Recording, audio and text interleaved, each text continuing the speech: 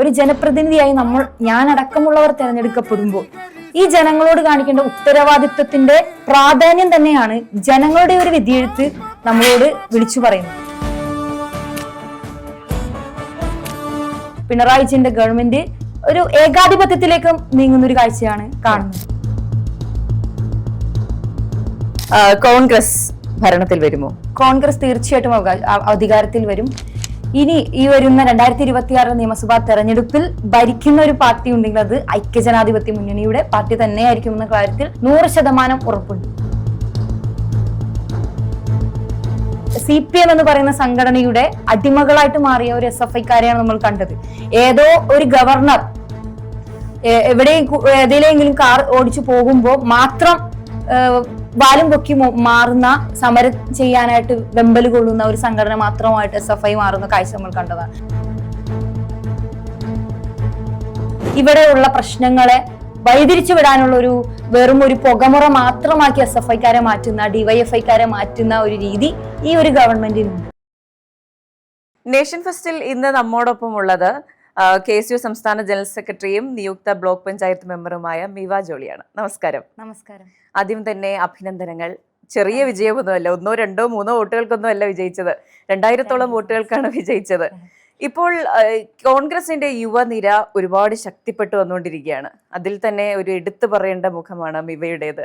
അപ്പോൾ ചെറുപ്പം മുതലേ കോൺഗ്രസ് പാരമ്പര്യത്തിൽ നിന്നാണോ വരുന്നത്? അല്ല, കോൺഗ്രസ് പാരമ്പര്യത്തിൽ നിന്നും അല്ല. എൻ്റെ ഒരു ഫാമിലി ഒരു LDF പാരമ്പര്യമുള്ളൊരു കുടുംബത്തിൽ നിന്നാണ് വരുന്നത്. അതിൽ നിന്നും ഒരു തിരിച്ചറിവായപ്പോൾ ഇഷ്ടപ്പെട്ട ഒരു പ്രസ്ഥാനം, വളർന്നു വന്ന കാലഘട്ടത്തിൽ നമ്മളെ ആകർഷിച്ചൊരു പ്രസ്ഥാനം എന്നുള്ള നിലയിൽ കോൺഗ്രസ് പാർട്ടിയോട് ഒരുപാട് ഇഷ്ടം തോന്നിയിട്ടുണ്ട്. അതിൽ പ്രവർത്തിക്കണമെന്ന് ഒരുപാട് ആഗ്രഹം തോന്നിയിട്ടുണ്ട്. പിന്നീട് കലാലയത്തിലേക്ക് കടന്നു ചെന്നപ്പോൾ അവിടെ കേരള വിദ്യാർത്ഥി യൂണിയനെ അതിനുവേണ്ടി പ്രവർത്തിക്കണമെന്ന് അതിയായി ആഗ്രഹിച്ച് തന്നെയാണ് പോയത്. അങ്ങനെ KSUക്കാരിയായി വളർന്നു വന്നതാണ്. അതെ. അപ്പോൾ വീട്ടിൽ നിന്ന് ഇപ്പോൾ എങ്ങനെയാണ്? വീട്ടിൽ ഇപ്പോഴും ഇടതുപക്ഷ അനുകൂലികൾ തന്നെയാണോ വീട്ടിലുള്ളവർ? ഒരു കോൺഗ്രസിലേക്ക് ഒരു ചായ ഉണ്ടായിട്ടുണ്ട് എന്നുള്ളത് എടുത്തു പറയേണ്ട ഒരു കാര്യമാണ്. എൻ്റെ അപ്പച്ചനും അമ്മയും അടക്കമുള്ളവർ എല്ലാവരും കോൺഗ്രസ്സുകാരായി എന്നുള്ളത് ഒരുപാട് സന്തോഷം നൽകുന്ന കാര്യമാണ്. പക്ഷേ LDF അനുഭാവം പുലർത്തുന്ന ഫാമിലി ബാക്ക്ഗ്രൗണ്ട് തന്നെയാണ് ഇപ്പോൾ. ശരി. അപ്പോൾ 28 വയസ്സാണ് പ്രായം. അപ്പോൾ നാട്ടിൽ വോട്ട് ചോദിച്ചിറങ്ങിയപ്പോൾ അല്ലെങ്കിൽ നാട്ടുകാരെ അഭിമുഖീകരിക്കേണ്ടി വന്നപ്പോൾ അവർ നിന്നെ കൊണ്ട് പറ്റുമോ എന്നുള്ള ചോദ്യമൊക്കെ ചോദിച്ചിട്ടുണ്ടോ? എന്നെ സംബന്ധിച്ച് ഞാൻ ബ്ലോക്ക് പഞ്ചായത്തിലേക്കാണ് മത്സരിച്ചത്. ബ്ലോക്ക് പഞ്ചായത്തിൽ അറിയാം 9 വാർഡുകൾ ഉൾപ്പെടുന്ന ഒരു ഡിവിഷനായിരുന്നു. എടത്തല ഡിവിഷനിൽ നിന്നാണ് മത്സരിച്ചത്. തീർച്ചയായിട്ടും നമ്മുടെ വാർഡ് നമുക്ക് സുപരിചിതമാണ്, നമ്മുടെ വീട് പോലെയാണ്. അപ്പോൾ ഒരു വാർഡ് മെമ്പർ എന്ന് പറയുമ്പോൾ ആ വാർഡിനെ മാത്രം ഫേസ് ചെയ്ത് അവരെ വോട്ടേഴ്സിനെ നേരിൽ കണ്ടാൽ മതി. പക്ഷേ എന്നെ സംബന്ധിച്ച് 9 വാർഡുകളിലെ ആളുകളെ നേരിട്ട് കാണണം, വോട്ട് അഭ്യർത്ഥിക്കണം. എൻ്റെ ഒരു ദൗത്യം അത് തന്നെയായിരുന്നു, എൻ്റെ ഒരു ലക്ഷ്യം അത് തന്നെയായിരുന്നു. 9 വാർഡിലെയും മുഴുവൻ വീടുകളിലും എത്തി വോട്ടർമാരെ കണ്ടു എന്നുള്ളതിൽ ഞാൻ സംതൃപ്തയാണ്. അങ്ങനെ നമ്മളെ അറിയാത്തവരുണ്ടാകും, ഇനി അറിയുന്നവരുണ്ടാകും, ഒട്ടും കണ്ടിട്ടില്ലാത്തവരൊക്കെ ഉണ്ടാകും, ആദ്യമായി കാണുന്നവരൊക്കെ ഉണ്ടാകും. അപ്പോൾ ആദ്യമായിട്ടൊരു വീട്ടിലേക്ക് കയറി ചെല്ലുമ്പോൾ തീർച്ചയായിട്ടും ഒരു ചെറിയ കുട്ടി എന്നുള്ള നിലയിലൊക്കെയാണ്, ഈ കുട്ടിയോ ബ്ലോക്ക് പഞ്ചായത്തിലേക്ക് മെമ്പറായിട്ട് വരുമ്പോൾ എന്നൊക്കെ അതിശയപ്പെട്ട ആളുകളൊക്കെ ഉണ്ട് വോട്ടർമാരായിട്ട്. അപ്പോൾ അവരെയൊക്കെ നേരിട്ട് കണ്ട് സംസാരിച്ച് അവരോട് വോട്ട് അഭ്യർത്ഥിച്ച് വിശേഷങ്ങളൊക്കെ ചോദിച്ച് നാട്ടിലെ സാഹചര്യങ്ങളും ഒക്കെ ഒരുപാട് കുറച്ചധികം സമയം എടുത്തൊക്കെ സംസാരിക്കേണ്ടി വന്ന കുടുംബങ്ങളൊക്കെ ഉണ്ട്. അപ്പോൾ ആ ഒരു ആശ്ചര്യത്തിൽ നിന്ന് കുട്ടിക്ക് വോട്ട് ചെയ്യണമെന്നുള്ളതിലേക്ക് എത്തിക്കാൻ ഒരു പരിധി വരെയൊക്കെ സാധിച്ചിട്ടുണ്ട്. അതിനേക്കാളേറെ അവരെയൊക്കെ നേരിട്ട് കാണാനും അവരുമായിട്ടൊക്കെയുള്ളൊരു ആത്മബന്ധം ഉണ്ടാക്കുവാനും പരിചയപ്പെടാനൊക്കെ സാധിച്ചു എന്നുള്ളത് തന്നെയാണ് എന്നെ സംബന്ധിച്ച് ഇതിൽ ഏറ്റവും സന്തോഷം നൽകുന്ന കാര്യം. ഓക്കെ. അപ്പോൾ മിവയുടെ പഞ്ചായത്തിൽ പുതിയതായിട്ട് എന്തൊക്കെ കാര്യങ്ങൾ ചെയ്യണമെന്നാണ് ഇപ്പോൾ ആഗ്രഹിക്കുന്നത്? എന്നെ സംബന്ധിച്ച് പറയുകയാണെങ്കിൽ ഒരു ജനപ്രതിനിധിയായിട്ട് എനിക്കൊരു പാർട്ടി അവസരം തന്നതാണ്. ഒരു കേരള വിദ്യാർത്ഥി യൂണിയന് പ്രവർത്തിച്ച ഒരു പാരമ്പര്യമാണ് എനിക്കുള്ളത്. പ്രസ്ഥാനത്തിനു വേണ്ടി അതിലൂടെ ഒരുപാട് ജനകീയ വിഷയങ്ങളിൽ ഇടപെടാനും വിദ്യാർത്ഥികളുടേതായാലും ജനങ്ങളെ നേരിട്ട് ബാധിക്കുന്ന വിഷയങ്ങളൊക്കെ ആണെങ്കിലും അതിനെയൊക്കെ അഡ്രസ്സ് ചെയ്യാനായിട്ട് ഒരു പരിധിവരെ ഈ ഒരു പ്രസ്ഥാനത്തിൽ നിന്നുകൊണ്ട് സമരമുഖങ്ങളിലൂടെ ആയാലും സംഘടനാപരമായിട്ടും ഒക്കെ സാധിച്ചു എന്നുള്ളത് ഒരു സന്തോഷമുണ്ട്. പക്ഷേ അതിൽ നിന്നും തികച്ചും വ്യത്യസ്തമാണ് ഈ ജനപ്രതിനിധിയാവുക എന്നുള്ളത് എന്ന് ഇതിൽ നിന്ന് ഈ ഒരു തെരഞ്ഞെടുപ്പിനെ അഭിമുഖീകരിച്ചപ്പോൾ അതിൽ നിന്ന് മനസ്സിലായി. ഒരു പൊതുപ്രവർത്തനത്തെ ഇഷ്ടപ്പെടുന്ന, പൊതുപ്രവർത്തനം ക്രേസ് ആയിട്ട് കൊണ്ടു നടക്കുന്ന ആളുകൾക്ക് ഒരു ജനപ്രതിനിധിയായി മത്സരിക്കാൻ അവസരം കിട്ടുക എന്ന് പറയുന്നത് എന്താ പറയുക, സ്വർഗതുല്യമാണ്. അതിന് എനിക്ക് പാർട്ടി തന്ന ഒരു അവസരത്തെ ഓർത്ത് ഒരുപാട് സന്തോഷമുണ്ട്, അതിനെന്നെ പരിഗണിച്ചതിന്. അപ്പോൾ അങ്ങനെ ഒരു അവസരം കിട്ടിയപ്പോൾ അതിൽ ജയിക്കുക എന്നുള്ളതാണ് ഫസ്റ്റ് പ്രയോറിറ്റി. അതിന് ജയിക്കാൻ വേണ്ടി അവരിൽ ഒരാളായി തിരഞ്ഞെടുക്കപ്പെടാൻ നമ്മൾ മാക്സിമം വർക്ക് ചെയ്തിട്ടുണ്ട്. അങ്ങനെ ഒരു ജനപ്രതിനിധിയായി വന്നാൽ ഒരുപാട് കാഴ്ചപ്പാടുകൾ മനസ്സിലുണ്ട് സ്വാഭാവികമായിട്ടും. അപ്പോൾ ഒരു തുടക്കക്കാരിയാണ്, അതൊക്കെ ഉള്ളപ്പോൾ തന്നെ ഒരുപാട് ആഗ്രഹങ്ങളും ഒരുപാട് പ്രതീക്ഷകളുമുണ്ട്. അതിൽ ഫസ്റ്റ് പ്രയോറിറ്റി എന്ന് പറയുന്നത് നമ്മൾ ഫസ്റ്റ് സ്റ്റെപ്പാണല്ലോ. അപ്പോൾ മുഴുവൻ 9 വാർഡുകളിലെയും ആളുകളുമായിട്ട് ഇടപഴകിക്കൊണ്ട് ഒരു പ്ലാൻ ഉണ്ടാക്കുക എന്നുള്ളത് തന്നെയാണ് ആദ്യത്തെ കാര്യം. ഒരു വർക്ക് അലോക്കേഷൻ എന്നുള്ള രീതിയിൽ പ്ലാൻ ചെയ്യുക, ഏതൊക്കെയാണ് എന്നുള്ളതെല്ലാം ഓരോ ഐഡന്റിഫൈഡ് ആയിട്ടുള്ള ആളുകളെ ഒരു വാർഡിലാവുമ്പോൾ ആശാ വർക്കർമാരുണ്ടാകും, ഉന്നത നേതാക്കൾ ഉണ്ടാകും, വ്യത്യസ്ത രാഷ്ട്രീയ പാർട്ടികളിൽ നിന്നുള്ള അവർ ജനങ്ങളെ പ്രതിനിധീകരിച്ച പാരമ്പര്യമുള്ള മുൻകാലങ്ങളിൽ ആ വാർഡുകളൊക്കെ നയിച്ച ആളുകൾ ഉണ്ടാകും. അതുപോലെ സോഷ്യൽ വർക്കേഴ്സ് ഒക്കെ ഉണ്ടാകും.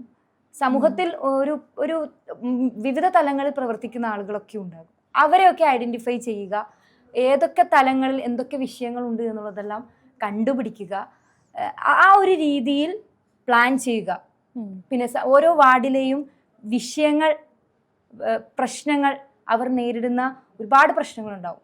ഡ്രെയിനേജ് ഇഷ്യൂ, അതുപോലെ കുടിവെള്ള പ്രശ്നം, തെരുവുനായ പ്രശ്നം, അതുപോലെ ഒരുപാട് സമൂഹം നേരിടുന്ന കൊതുക് ശല്യം, അങ്ങനെയൊക്കെയുള്ള ഒരുപാട് റോഡിൻ്റെ പ്രശ്നങ്ങൾ, വെളിച്ചത്തിൻ്റെ പ്രശ്നങ്ങൾ, അങ്ങനെ ഒരുപാട് പ്രശ്നങ്ങളുണ്ടാകും. അപ്പോൾ ഓരോ വാർഡിലെയും ഓരോ ഇടങ്ങളിലെയും പ്രശ്നങ്ങൾ ലിസ്റ്റ് ചെയ്യുക, എന്നിട്ട് പ്രയോറിറ്റി അനുസരിച്ച് അതിനെ പ്രയോറിറ്റൈസ് ചെയ്ത് ലിസ്റ്റ് ചെയ്യുക, എന്നിട്ട് മാത്രം അത് ഇംപ്ലിമെൻ്റ് ചെയ്യുക. നമ്മുടെ വർക്ക്, നമ്മുടെ ഡെഡിക്കേഷൻ, ആദ്യം എന്തിന് പ്രയോറിറ്റി കൊടുക്കണമെന്നെല്ലാം ഒരു സമയമെടുത്ത് തന്നെ ആലോചിച്ച് അത് പ്രാവർത്തികമാക്കുക എന്നുള്ളത് തന്നെയാണ് മനസ്സിലുള്ള പ്ലാൻ. അതെ, ഇത് കേൾക്കുമ്പോൾ എനിക്ക് തോന്നുന്നത് ഇതുകൊണ്ടാണ് യുവനിര മുന്നിലേക്ക് വരണമെന്ന് തോന്നുന്നു. ഒരു കൃത്യമായ പ്ലാൻ ഉണ്ട് എല്ലാം ചെയ്യാനായിട്ട്. എന്തായാലും എല്ലാം കൃത്യമായി നടക്കട്ടെ, വിജയാശംസകൾ നേരുന്നു. ഈ KSU പ്രവർത്തനത്തിന്റെ ഭാഗമായി കാരാഗൃഹവാസം, ജയിലിൽ കിടന്നിട്ടുണ്ടല്ലേ, അതെന്തിനായിരുന്നു? 2023 നവകേരള സദസ് എന്ന് പറയുന്ന ഒരു യാത്ര, ഒരു ആർഭാട ബസ്സിൽ പിണറായി വിജയന്റെ ഗവൺമെന്റ് ഇപ്പോൾ വന്നിട്ട് 9.5 വർഷം തികയും. അപ്പോൾ ജനങ്ങൾ അഭിമുഖീകരിക്കുന്ന ഒരുപാട് പ്രശ്നങ്ങളുണ്ട്. ഒരു ജനങ്ങളുടെ പ്രശ്നങ്ങൾ നേരിൽ കാണാനാണ് ഇറങ്ങി അതുപോലെയുള്ളൊരു യാത്ര നടത്തിയെന്നാണ് നമ്മൾ അറിഞ്ഞത്. അപ്പോൾ അത്തരത്തിലൊരു മന്ത്രിസഭ, ഒരു ചലിക്കുന്ന മന്ത്രിസഭ ഒരു ആർഭാട ബസ്സിൽ ഇങ്ങനെ യാത്ര ചെയ്യുമ്പോൾ അവിടുത്തെ ജനങ്ങളെ നേരിട്ട് കാണണം എന്നുള്ളൊരു ഉദ്ദേശത്തോടു കൂടിയാണ്. അപ്പോൾ അത്തരത്തിലുള്ള ആർഭാട ബസ്സിലൂടെ ഇങ്ങനെ യാത്ര ചെയ്യുമ്പോൾ ജനങ്ങളെ ഒന്ന് എഴുന്നേറ്റ് നിന്ന് നോക്കാൻ പോലും തയ്യാറാകാത്ത മന്ത്രിമാരടക്കമുള്ളവർ ആർഭാട ബസ്സിൽ ഇങ്ങനെ യാത്ര ചെയ്യുന്നു. മുഖ്യമന്ത്രി എണീറ്റ് നിന്ന് ഇങ്ങനെ അഭിവാദ്യം ചെയ്യുമ്പോൾ ആ കൈ പോലും ഒന്ന് കാണാൻ സാധിക്കാത്ത രീതിയിലുള്ളൊരു ബസ്. പുറത്ത് ജനങ്ങൾ കാത്തു നിൽക്കുന്നുണ്ടെങ്കിൽ ആ ജനങ്ങൾ പ്രതിഷേധം പ്രകടിപ്പിക്കാനാണോ അതോ അഭിവാദ്യം നടത്താനാണോ അഭിനന്ദിക്കാനാണോ പുറത്ത് ജനങ്ങൾ നിൽക്കുന്നതെന്ന് പോലും ഈ ഉള്ളിലിരിക്കുന്ന മന്ത്രിമാർക്ക് മനസ്സിലാകാത്ത തരത്തിലുള്ള ഒരു യാത്ര നടത്തുമ്പോൾ തീർച്ചയായിട്ടും നമുക്കറിയാവുന്നതുപോലെ പിണറായി വിജയൻ ഗവൺമെന്റിന്റെ പാളിയ ഒരു ഗവൺമെന്റിന്റെ 9.5 വർഷത്തെ ഒരു ഭരണകാലഘട്ടം, അതെല്ലാം ആ ഒരു കാലഘട്ടത്തിൽ പ്രസ്ഥാനത്തിൽ കേരള വിദ്യാർത്ഥി യൂണിയൻ പ്രതിപക്ഷത്തിരുന്ന് പ്രവർത്തിച്ച ഒരു വിദ്യാർത്ഥി സംഘടനയിലെ ഒരു പ്രവർത്തക എന്നുള്ള നിലയിൽ ജനങ്ങൾ നേരിട്ട് ഒരുപാട് പ്രശ്നങ്ങൾ നേരിട്ട് കണ്ട് മാത്രമല്ല അനുഭവിച്ച ഒരു ഒരാളെന്നുള്ള നിലയിൽ തന്നെ ഒരുപാട് പ്രതിഷേധങ്ങളും ഇതൊക്കെ ഉണ്ടാവും. അപ്പോൾ നമ്മൾ കാസർഗോഡ് മുതൽ തിരുവനന്തപുരം വരെ ആ യാത്ര നടത്തിയപ്പോൾ അവിടെ ഉടനീളമുള്ള KSUവിൻ്റെ അടക്കം യൂത്ത് കോൺഗ്രസിൻ്റെ അടക്കമുള്ള പ്രവർത്തകർ പ്രതിഷേധവുമായിട്ട് കരിങ്കൊടിയായിട്ടൊക്കെ വന്നു. അപ്പോൾ അവിടെ പ്രതിഷേധിച്ചതിൻ്റെ പേരിൽ ഒക്കെ ഉണ്ടായ സംഭവങ്ങൾ നമുക്കറിയാം. പിണറായി വിജയൻ ഗവൺമെന്റ് നേരിട്ട് പോലീസിനെ പോലും നോക്കുകുത്തികളാക്കി വെച്ചുകൊണ്ട് ആ പ്രതിഷേധിച്ച ഒരു കരിങ്കൊടി ഇങ്ങനെ ഉയർത്തി കാണിച്ചു എന്നുള്ള ഒറ്റ പേരിൽ ചെടിച്ചട്ടി കൊണ്ടും ഹെൽമെറ്റ് കൊണ്ടും ഒക്കെ തലക്ക് പരിക്കേൽപ്പിച്ച് ഗൺമാരടക്കമുള്ളവർ ഇറങ്ങി വന്നിട്ട് പ്രവർത്തകരൊക്കെ ആക്രമിച്ച് ഒരു കിടപ്പ് ഒരു ബെഡിലാക്കിയ എന്താ പറയുക എണീറ്റ് നടക്കാൻ പോലും സാധിക്കാത്ത രീതിയിലേക്ക് പ്രവർത്തകരെ തല്ലിച്ചതച്ച കാഴ്ചകളൊക്കെ നമ്മൾ കണ്ടത്. അപ്പോൾ അത്തരത്തിൽ പ്രതിഷേധിച്ചതിൻ്റെ ഭാഗമായിട്ട് തന്നെയാണ് സംസ്ഥാന കമ്മിറ്റി, കേരള വിദ്യാർത്ഥി യൂണിയന്റെ സംസ്ഥാന കമ്മിറ്റി DGP ഓഫീസിലേക്ക് നടത്തിയ, തിരുവനന്തപുരത്തെ DGP ഓഫീസിലേക്ക് നടത്തിയ മാർച്ചിലാണ് അറസ്റ്റ് വരികയും അങ്ങനെ റിമാൻഡ് ആവുകയും അവിടെ ഒരു 9 ദിവസക്കാലം ആ കേസിൻ്റെ വിഷയത്തിൽ അട്ടക്കുളങ്ങര ജയിലിൽ ജയിൽവാസം അനുഭവിക്കുകയും ചെയ്തിട്ടുണ്ട്. പിന്നെ പല വിഷയങ്ങളിലായിട്ട് കാക്കനാട് ജയിലിലും ഒക്കെ ആയിട്ട് കിടന്നിട്ടുണ്ട്.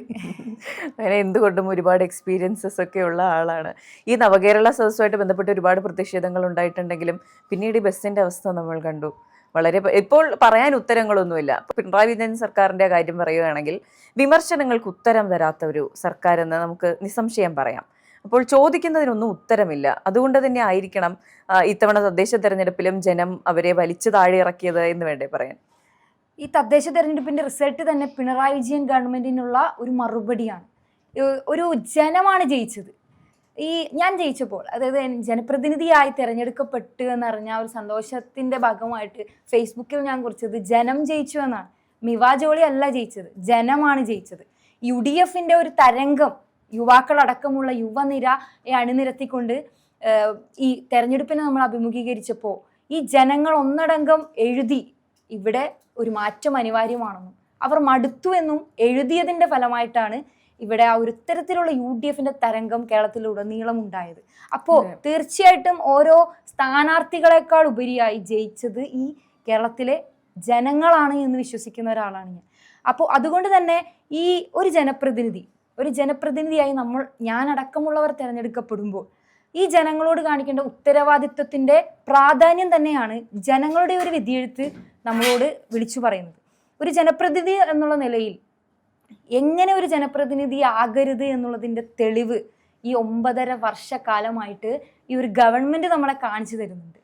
ഒരു ജനങ്ങളുടെ ഒരു ചെറിയ വിഷയമായിക്കോട്ടെ വലിയ വിഷയമായിക്കോട്ടെ, ആ വിഷയങ്ങൾക്ക് ഒരു പരിഹാരം എന്നതിലപ്പുറം ആ വിഷയങ്ങളെ ഒന്ന് പരിഗണിക്കുക എന്നുള്ളതാണ് ഒരു ജനപ്രതിനിധി ചെയ്യേണ്ട ഏറ്റവും ഫസ്റ്റ് പ്രയോറിറ്റി കൊടുക്കേണ്ടത് അവരെ ഒന്ന് പരിഗണിക്കുക എന്നുള്ളതിലാണ്. ആ പരിഗണിക്കുക എന്നുള്ള കാര്യത്തിൽ തീർത്തും തോൽവിയായിട്ടുള്ള ഒരു ഗവൺമെൻറ്റാണ് നമ്മുടെ മുന്നിലുള്ളത്.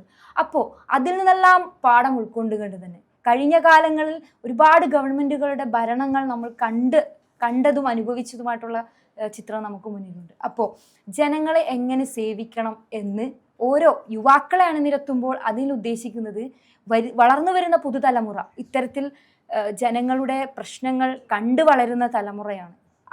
അവർക്ക് ഉള്ളിലുണ്ടാകുന്ന വിഷമങ്ങൾ, അവരുടെ പ്രശ്നങ്ങൾ, അല്ലെങ്കിൽ അവരുടെ ഉള്ളിലുണ്ടാകുന്ന ചോദ്യങ്ങൾ, ഇതിനെല്ലാം അവരുടെ ഉള്ളിൽ തന്നെ ഒരു ഉത്തരമുണ്ട്. അപ്പോൾ കളങ്കമില്ലാത്ത ഒരു പരിഹാരം എന്നുള്ള ഒരു ഇതിൽ തന്നെയാണ് യുവാക്കളുടെ ഒരു നിരയെ ജനം ജയിപ്പിച്ചത്. അപ്പോൾ ജനങ്ങളെ പരിഗണിക്കുന്ന രീതിയിൽ ഇത്തരത്തിൽ തിരഞ്ഞെടുക്കപ്പെട്ട ഓരോരുത്തരും പ്രവർത്തിക്കുമെന്നുള്ള കാര്യത്തിൽ 100% ഉറപ്പുണ്ട്. ഇപ്പോൾ ജനപ്രതിനിധി എന്നുള്ള നിലയിൽ എനിക്ക് അത്തരത്തിൽ ജനങ്ങളോടൊപ്പം നിന്നുകൊണ്ട് പ്രവർത്തിക്കാൻ തന്നെയാണ് ആഗ്രഹം. അവരിൽ ഒരാളായി നിന്നുകൊണ്ട് അവരുടെ പ്രശ്നങ്ങൾ പരിഹരിക്കുക എന്നുള്ളത് രണ്ടാമത്തെ കാര്യമാണ്. അതിലപ്പുറം അവരെ പരിഗണിച്ച് മുമ്പോട്ട് പോവുക. നേരത്തെ ആശാവർക്കർമാരുടെയൊക്കെ സമരത്തിൻ്റെയൊക്കെ രീതി നമ്മൾ കണ്ടതാണ്. അവരുടെയൊക്കെ ഒരു സമരം തുടങ്ങിയാൽ അവർക്ക് അവസാനിപ്പിക്കണം, തീർച്ചയായിട്ടും അവസാനിപ്പിക്കണം. അവർ ജീവിതം സമരത്തിനായി ഒഴിഞ്ഞു വെച്ചവരൊന്നുമല്ല, സ്ത്രീകളാണ്, അമ്മമാരാണ്. അപ്പോൾ അവരുടെ സമരം ഒന്ന് അവസാനിപ്പിക്കാൻ പോലും പറ്റാതിരിക്കുന്ന ഒരു ഗതികേടിലേക്ക് പോയ കാഴ്ച നമ്മൾ കണ്ടതാണ്. അപ്പോൾ ഒരു ഗവൺമെന്റിനെ സംബന്ധിച്ച്, ഒരു മന്ത്രിമാരെയൊക്കെ സംബന്ധിച്ച്, വനിതാ മന്ത്രിമാരടക്കമുള്ളവർ ആ സമരത്തെയൊക്കെ പരിഹസിക്കുന്ന കാഴ്ച നമ്മൾ കണ്ടതാണ്.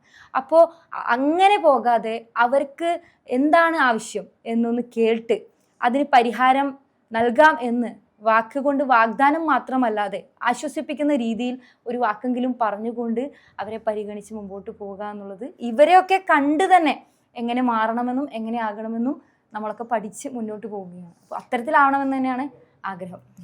2026 നിയമസഭാ തെരഞ്ഞെടുപ്പിൽ VD സതീശൻ അവകാശപ്പെടുന്നത് പോലെ, എല്ലാ കോൺഗ്രസ് നേതാക്കളും അവകാശപ്പെടുന്നത് പോലെ കോൺഗ്രസ് ഭരണത്തിൽ വരുമോ? കോൺഗ്രസ് തീർച്ചയായിട്ടും അധികാരത്തിൽ വരും. ഇനി ഈ വരുന്ന 2026 നിയമസഭാ തെരഞ്ഞെടുപ്പിൽ ഭരിക്കുന്ന ഒരു പാർട്ടി ഉണ്ടെങ്കിൽ അത് ഐക്യജനാധിപത്യ മുന്നണിയുടെ പാർട്ടി തന്നെയായിരിക്കും എന്ന കാര്യത്തിൽ 100% ഉറപ്പുണ്ട്. അതിന് മുന്നോടിയായിട്ടുള്ളൊരു സെമി ഫൈനൽ എന്ന വണ്ണം തന്നെയാണ് ഈ പറയുന്ന തദ്ദേശ തെരഞ്ഞെടുപ്പിലെ ഈ റിസൾട്ട്. ജനങ്ങൾ ആഗ്രഹിച്ചൊരു വിധിയാണ് ഈ തദ്ദേശ തെരഞ്ഞെടുപ്പിലെ ഓരോ യുവാക്കളുടെ അടക്കമുള്ള വിജയം. അതും 1-2 വോട്ടുകളിലല്ല, വൻ ഭൂരിപക്ഷത്തിലുള്ള ഓരോ യുവാക്കളുടെയും വിജയം, ഓരോ ജനപ്രതിനിധികളുടെയും വിജയം, ഓരോ ആളുകളുടെയും ക്വാളിറ്റിയെ മുൻനിർത്തിക്കൊണ്ട് ജനങ്ങൾ എഴുതിയ വിധിയാണ്. അപ്പോൾ അത് ജനങ്ങൾ ആഗ്രഹിച്ച ഒരു മാറ്റത്തിന്റെ തുടക്കം എന്നവണ്ണമാണ് ഈ തദ്ദേശ തെരഞ്ഞെടുപ്പിലെ ഒരു വിധി. അതിന്റെ തുടർച്ച തന്നെയായിരിക്കും 2026 നിയമസഭാ തെരഞ്ഞെടുപ്പിന്റെ റിസൾട്ട് എന്നുള്ള കാര്യത്തിൽ യാതൊരു തർക്കവുമില്ല. ഐക്യജനാധിപത്യ മുന്നണിയുടെ സർക്കാർ തന്നെയായിരിക്കും ഇനി കേരളത്തിലെ സർക്കാർ വരുന്നത്. അതെ. അപ്പോൾ തദ്ദേശ തെരഞ്ഞെടുപ്പിന്റെ ഫലം വരുമ്പോൾ നമുക്ക് മനസ്സിലാവും കൃത്യമായ പ്ലാനിങ് നടന്നിട്ടുണ്ട്. ഇന്നോ ഇന്നലെയോ തുടങ്ങിയ പ്ലാനിങ്ങിന്റെ ഫലമല്ല ഇത്തരത്തിലുള്ള ഒരു വിജയം എന്ന് പറയുന്നത്. അപ്പോൾ നിയമസഭാ തെരഞ്ഞെടുപ്പിനെ നേരിടാനും ഇത്തരത്തിലുള്ള പ്ലാനിങ് അണിയറയിൽ നടന്നു കഴിഞ്ഞു എന്ന് വേണം മനസ്സിലാക്കാൻ. അത് തന്നെയാണ് അതിനർത്ഥം. അത് കൃത്യമായിട്ടുള്ള പ്ലാനിങ് അണിയറയിൽ നടക്കുന്നുണ്ട്. അതിനുള്ള ഓരോ ചുവടുവെപ്പും നമുക്ക് ഇത്രയും 10 വർഷക്കാലമായിട്ട് പ്രതിപക്ഷത്തിരിക്കുമ്പോൾ എങ്ങനെ അതിന്റെ പ്ലാനിങ് അതിന്റെ സ്വമേധയാ നടക്കുമല്ലോ. കാര്യം ഭരിക്കുന്ന പാർട്ടി ജനങ്ങൾക്ക് അനുകൂലമല്ലാതാകുമ്പോൾ ജനം ആഗ്രഹിക്കുന്ന രീതിയിൽ എങ്ങനെ ഒരു ഭരണകൂടത്തെ കെട്ടിപ്പടുക്കാമെന്ന് പ്രതിപക്ഷത്തിരിക്കുന്നവർ തീർച്ചയായിട്ടും ആഗ്രഹിക്കും. പ്രതിപക്ഷമാണ് ഈ കാലം അത്രയും ജനങ്ങളുടെ വിഷയങ്ങളിൽ ഇടപെട്ടുകൊണ്ട് തെരുവിൽ തന്നെ പോരാടിക്കൊണ്ട് ഒരു മർദ്ദനമേറ്റ് പോലീസിന്റെ നരക യാതന അനുഭവിച്ചാലും അവരുടെ ലാത്തി ചാർജിലും ഒന്നും മുട്ടുമടക്കാതെ ഓരോ പ്രവർത്തകനും വീഴുമ്പോൾ, അടിയേറ്റ് വീഴുമ്പോൾ, ജയിലിലേക്ക് പോകുമ്പോൾ ഒക്കെ ആ പ്രവർത്തകന് പകരമായിട്ട് ഒരു 100 പ്രവർത്തകൻ വീണ്ടും തെരുവിലേക്ക് ഇറങ്ങുന്ന ജനങ്ങൾക്ക് മുൻഗണന കൊടുത്തുകൊണ്ടുള്ളൊരു പ്രതിപക്ഷം തന്നെയാണ് നമ്മൾ ഈ കാലഘട്ടങ്ങളിൽ കാണുന്നത്. അത് ഈ ഇത്തരത്തിൽ ഭരിച്ചു മുമ്പോട്ട് പോകുന്ന തുടർച്ചയായിട്ട് ഭരണം മുമ്പോട്ട് പോകുമ്പോൾ പിണറായി വിജയന്റെ ഗവൺമെന്റ് ഒരു ഏകാധിപത്യത്തിലേക്ക് നീങ്ങുന്ന ഒരു കാഴ്ചയാണ് കാണുന്നത്.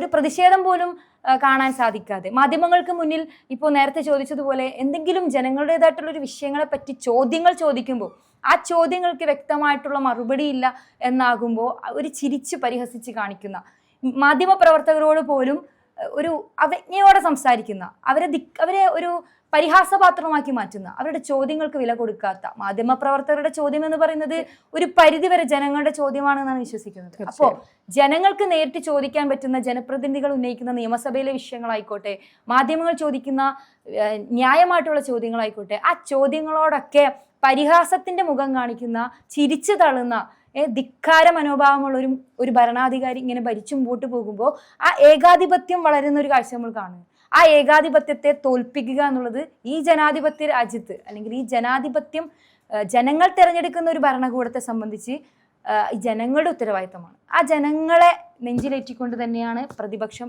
ഈ കാലം അത്രയും മുമ്പോട്ട് പോയിട്ടുള്ളത്. അപ്പോൾ ജനങ്ങളെ ഭരിക്കേണ്ട ഒരാളെക്കാളപ്പുറം അവരുടെ പ്രശ്നങ്ങൾ മനസ്സിലാക്കുന്ന, അവരെ നയിക്കുന്ന ഒരു ഭരണകൂടം വരണം എന്ന് പ്രതിപക്ഷവും ജനങ്ങളും ആഗ്രഹിക്കുന്നുണ്ട്. അത്തരത്തിലുള്ള ഭരണകൂടം തന്നെയായിരിക്കും തീർച്ചയായിട്ടും 2026 നമ്മൾ കാണാൻ പോകുന്നത്.